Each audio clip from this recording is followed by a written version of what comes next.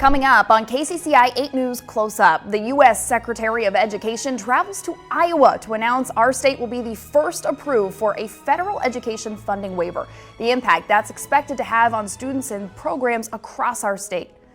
The 2026 legislative session kicks off tomorrow. We sit down with the new leader of House Democrats to hear about the top proposals and priorities he's looking forward to. And the top Republicans in both the Senate and House share their visions and goals headed into session. With property taxes expected to dominate, how likely it is to see lawmakers working across the aisle. You're watching KCCI 8 News Close Up. Well, good morning. Thank you for joining us for KCCI 8 News Close Up. I'm Chief Political Reporter Amanda Rooker. We've got a big day tomorrow. State lawmakers are gaveling in for the 2026 legislative session. Now, last week on Close Up, we heard from Senate Democrats about their priorities. Today, we hear from state Republican leadership. I sat down with House Speaker Pat Grassley as he shared his vision and goals for state lawmakers. Well, House Speaker, thank you so much for making time. We really appreciate it. Yep, good talking to you again. Lawmakers are getting ready for the start of the 2026 legislative session. Overall, what are House Republicans' priorities? Yeah, I think you're going to hear a lot of conversation this session around property taxes. I think it's going to be the driving issue. Obviously, last year we started down the path to try to address the concerns that Iowans have, and we're hearing from Iowans as we've left last session, kind of starting down that path. We heard that this is something there's an expectation of the legislature. So I would say when you see us come out fairly early on in session with our legislative priorities and bills that are coming out, expect to see property tax as one of the drivers. Our expectation with that is to provide certainty for the taxpayer and make sure, right now I feel like the system isn't in favor of the taxpayer.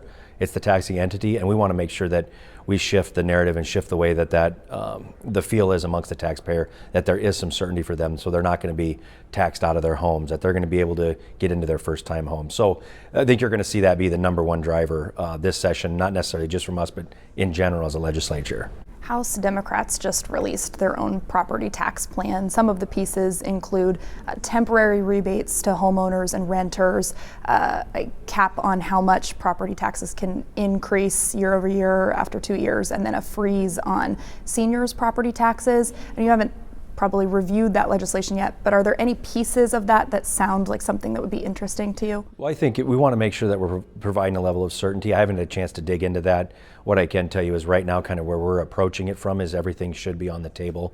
Again, with if the objective is making sure you can understand it and it's something that provides certainty for Iowans, we want to make sure that we have all those ideas on the table without having reviewed it yet. Probably too premature for me to really give you a lot of feedback on what that looks like, but we want to make sure that we are providing some certainty in the legislation that we pass. So you're willing to work maybe across the aisle, not ruling out any certain pieces at this point? Well, what I would say is I think the most positive thing, regardless of what is actually in the plan, I think it shows that there's a serious effort from the legislature as a whole to try to get something done on property taxes. So I would say from that perspective, regardless of what the policy looks like, that's probably the most positive thing I could see coming from it, that it looks like it is a legislative, collectively priority. And then on the issue of eminent domain, last year the governor vetoed that eminent domain bill, sparked some frustration among House Republicans, but also vows that House Republicans would continue working on that issue. What does this session hold for that issue? I think you're going to see us come with something. I think it's another one of those issues that's pretty early on in session. Looking at something, the bill that we passed last year we recognized was a little broader than just the specific piece of eminent domain and property rights itself.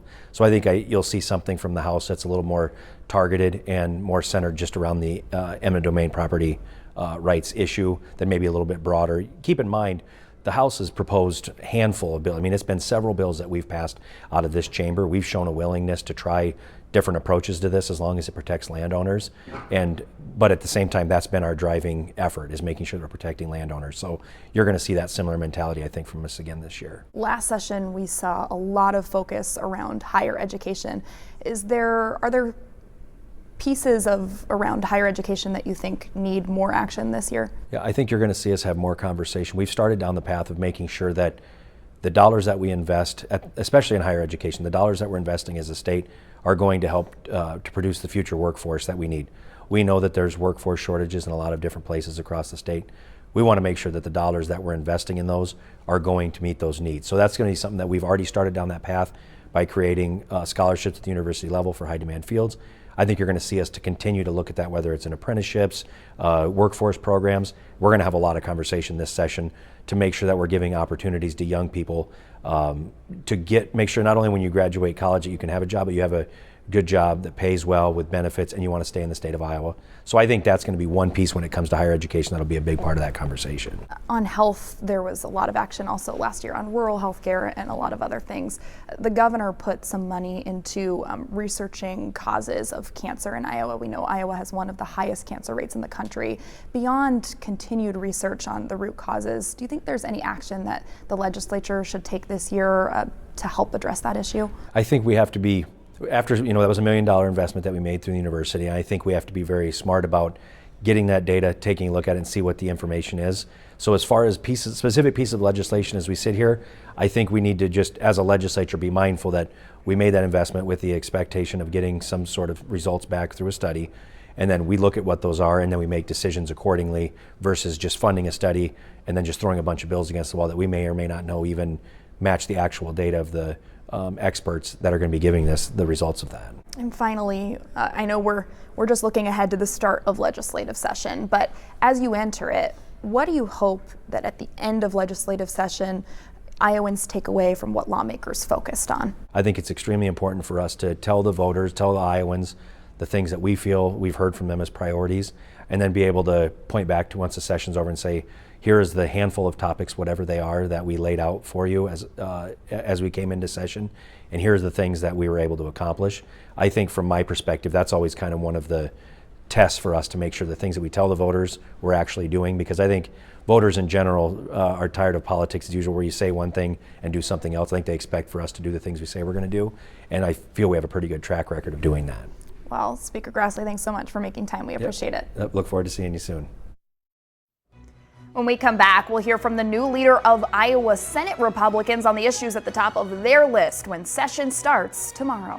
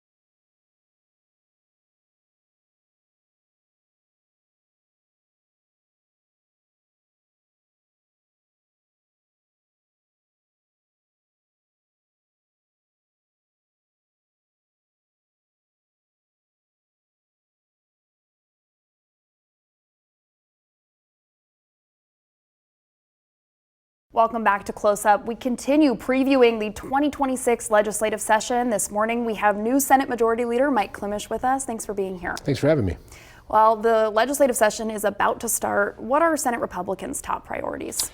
Property taxes are going to be a top priority for us this year. We've been out knocking doors, engaging with Iowans, and we hear their voices loud and clear. They want to see some property tax reform. Last year we went through 3 iterations in the Senate, had great conversations with the House. Those conversations will continue. Anticipate that we'll see bills from the House, the governor's office, and the Senate. And then at the end of the process, we sit around a table and find consensus. We try to build the best possible property tax reform package that we can for Iowans. I know Iowans for years, there has been conversation around property tax reform. There was a lot of conversation, several bills, as you mentioned, last session, but nothing across the finish line. What needs to happen this session to make sure that it doesn't end with just more study and debate, but actual real change? Well, conversations, first and foremost, conversations between the Senate, the governor's office, and the House, and those conversations will take place. I think also too, it's we have a 40-year-old system. We've slapped a lot of Band-Aids on it, so it takes a will to strip it down to the chassis and rebuild it. And I think that's what we have to look at doing this year. And while we do that, we have to be aware of the fact that those services at a local level are being provided by the property taxes. So we don't want to inadvertently squeeze a balloon. And I think that adds some complexity to the issues, but at the end of the day, I think between the governor's office and both chambers, we'll find consensus and build really meaningful property tax reform for Iowans this year. Without getting in the weeds or the details, what are the key principles that will be guiding Senate Republicans, and what are the non-negotiables or non-starters? Regarding property tax, I'm not sure. Nothing's off the table yet. I think it's early in the process. I've not seen the House's bill or the governor's bill, so I think for us now we're just going to, wait until we see some language and then have those conversations. And at this point in time, I don't feel there's anything off the table. And there's nothing that has to happen as part of those conversations. The great thing about it is looking at all three plans, identifying where there's overlap, identifying the merits and the concerns, and then finding ways to work through those. Just with 100 days, that goes quickly. With all three, between the governor, House Republicans, and Senate Republicans, not having things published yet, how do you tell and, make Iowans feel confident that that's enough time when nothing's off the table, to get to consensus? That's a great question. And I think, the governor's been out having conversations on property tax reform. I know Senator Dawson, my Ways and Means chair, has been out having conversations on property tax reform. So there's a lot of background work being done now, conversations with stakeholders that, have the potential to have this bill impact them. I think you'll see all three versions or all three bills drop very early in session to continue that conversation, because they are complex, right? It's a very complicated conversation to have. We want to make sure we build enough time in to get the stakeholders at the table to hear their concerns and address those concerns. So I think we'll have time this session. I'm very optimistic. We'll see bills dropped early, conversations will take place, and we'll find consensus. I want to move on to the issue of eminent domain, an issue that there was a lot of fiery debate last session, ended in a spot that kind of divided Senate Republicans. Governor vetoed the bill.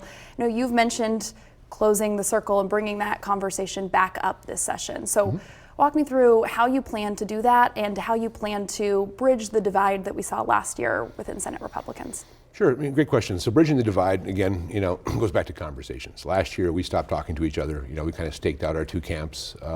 And this year we have those conversations taking place currently. I've got a bill that's in drafting that we'll introduce. That bill will it will allow infrastructure companies building in the state of Iowa to go outside the notice corridor. Iowa is unique in the fact that we're one of few states that don't allow deviations from the notice corridor, which means if you're identified in the route, the company constructing the infrastructure has no choice but to go through your parcel.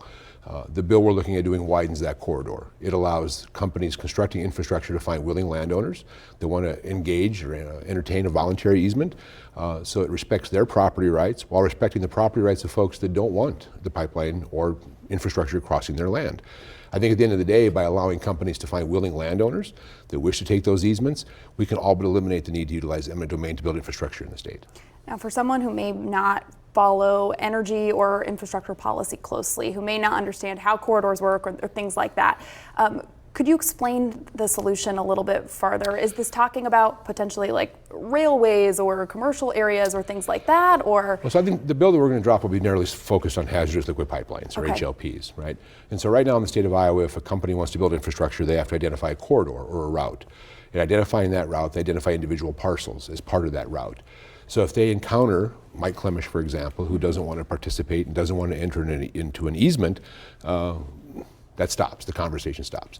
The conversation should continue in a way where if Mike Klemish doesn't want the pipeline or infrastructure crossing his property, but my neighbor does, let the neighbor take that opportunity. Right now, the companies constructing infrastructure can't even talk to my neighbor, who may be willing to sign a voluntary easement, who may be willing to benefit financially from that project crossing their pipe or their property. So at the end of the day, we respect my private property rights by my saying, no, I don't want the project. And if my neighbor decides they want the project, we respect their property rights as well by giving them the opportunity to enter into that voluntary easement with the companies building infrastructure.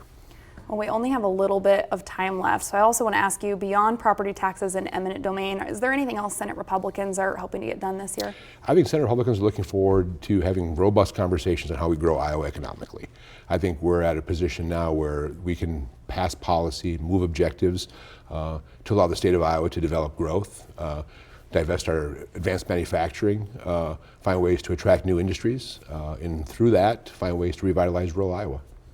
This session is also happening a few months before the 2026 midterm elections. How does that political reality influence what happens or doesn't happen this year? Well, if we do our jobs right, which we will, I don't see it affecting us really very much in the upcoming election cycle. I mean, Iowans are looking for us to lead on property taxes, economic development and growth, fixing the eminent domain issue that's been, in both chambers for the last 4 years. And that's our job. So our job is simply to come here, work every day, and when we're done, if we've done our job successfully, which we will, we'll leave Iowa better than we found it. Well, I know I'll have lots of questions for you throughout the session. Looking forward to seeing the policy proposals on the table. Thanks for joining us. We appreciate it. Thanks for having me. Appreciate it. Well, Close Up will continue after this break. Stay with us.